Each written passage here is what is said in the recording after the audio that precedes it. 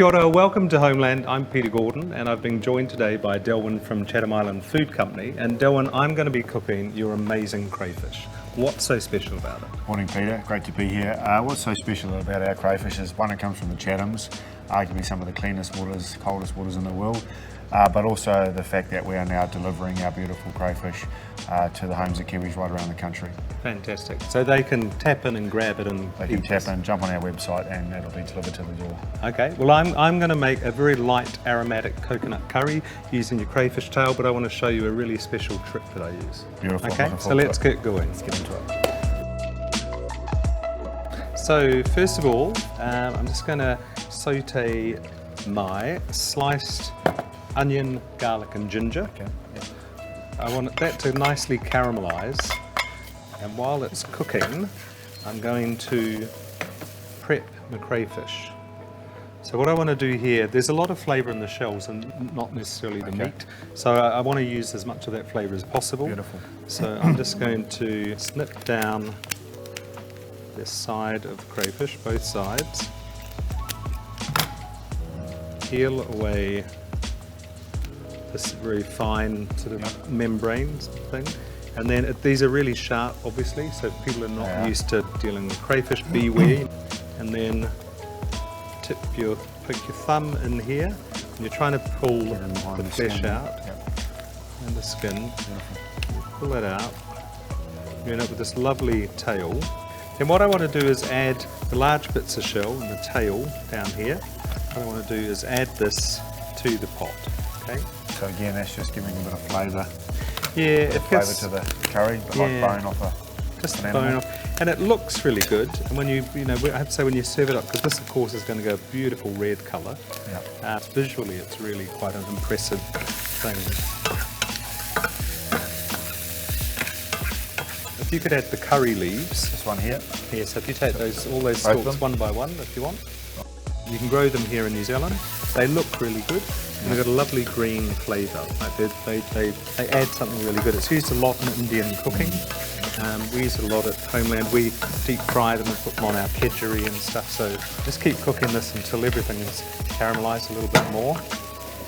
So you can see how the shells are coloured up nicely. Yep. You know, and that some of that flavour will be in this pan. And now I've got some Shiitake mushrooms that I've just sliced. So they're going to go in. I've got some turmeric, and I've got this miso paste from Urban Hippie Miso down in Nelson, and that adds sort of an umami flavour. It's one of our flavours that we notice on the tongue. You get it in Parmesan cheese and tomatoes and soy sauce and fermented products, but it adds a sort of a nice richness.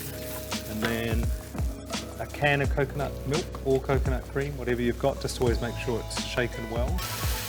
And then what I want to do is add half a can of water. That would be great. And then you can rinse the can out so none's wasted. Okay, so at this point we have no salt in here. The only seasoning we have is the miso paste, which is salty, so it's sweet and salty. And we're just going to bring this to the boil and cook this for about 5 minutes on a rapid simmer. So this has been simmering away.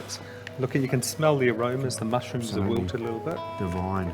And then add some spinach. So this might seem a little strange way to make a crayfish curry because the crayfish is there and here's the curry, but the shells have added a bit of flavour. Okay. And they're going to look really good.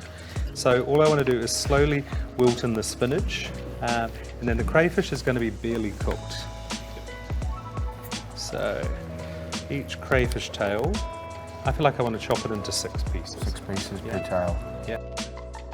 So the spinach is wilted down, you know, and now it's just a matter of putting the crayfish in. So we don't need to sear the crayfish separately first, we just put it straight into the pan. No, we're basically poaching the crayfish in this delicious aromatic coconut broth. All you're trying to do, everything in here is cooked except for the crayfish. And the crayfish, they weren't large pieces, like they're good chunks. And they're going to only need about 2.5 minutes of poaching. We've got it on a sort of what I'd call a rapid simmer. It's not a full-on boil. Yeah. And then what I'd be saying, if you were going to put this down on the table, which I think is a really nice way to serve it, because everyone gets to see all these shells. Fish keeps cooking. That's like right, if you cook it perfect here, and then you put it on the table, and in 6 minutes you begin eating it. It's not overcooked, but it's a bit more done than it need be. So for this, I'd just turn the heat off, and I would just take this as it is to the table. So Delwyn, tell me what you think of your crayfish. Beautiful. Let's have a look at this. Oh, that's cooked to perfection, Peter. Not that I expect anything less, but I think, you know, for me, ginger is a really good thing with seafood. I must admit, I'm also partial to a bit of lime and lemon sort of flavours, but I know that doesn't suit everyone. But I think, you know, it's light. that is absolutely divine. Beautiful. It's good, isn't it? So if you'd like to buy these fantastic crayfish tails, go on to chathamislandfood.com. Thanks so much for coming along and bringing your kaimoa. Thanks for having us, Peter. It's been an absolute pleasure. You're welcome.